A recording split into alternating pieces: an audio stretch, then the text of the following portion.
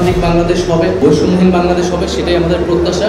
জাতীয় নাগরিক পার্টির আহ্বায়ক নাহিদ ইসলাম বলেছেন, ভবিষ্যতের বাংলাদেশে মুজিববাদী রাজনীতির কোনো স্থান থাকবে না। তিনি মনে করেন, দেশের রাজনীতি ও নির্বাচন ব্যবস্থা নতুন ধারায় পরিচালিত হবে, যেখানে মুজিববাদীদের জন্য জায়গা থাকবে না। বুধবার রাজধানীর ইস্কাটনের লেডিস ক্লাবে বিএনপি আয়োজিত ইফতার মাহফিলে যোগ দিয়ে তিনি এই কথা বলেন।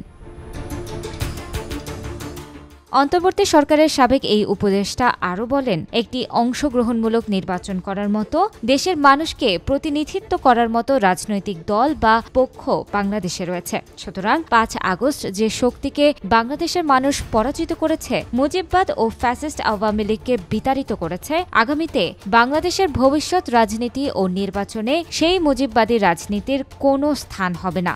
দলটি নিয়ে বিচার প্রক্রিয়া চলমান, সেই বিচারের আগে প্রশ্নই ওঠে না। বিভিন্ন রাজনৈতিক দলের প্রতি আহ্বান জানিয়ে নাহিদ ইসলাম বলেন, সবসময় এমন এক বাংলাদেশ প্রত্যাশা যেখানে রাজনৈতিক শক্তিগুলো তাদের মধ্যে মতপার্থক্য থাকবে, নীতিগত পার্থক্য, সমালোচনা থাকবে, কিন্তু সবাই একসঙ্গে বসতে পারবে, আলোচনা করতে পারবে দেশের স্বার্থে, জনগণের স্বার্থে।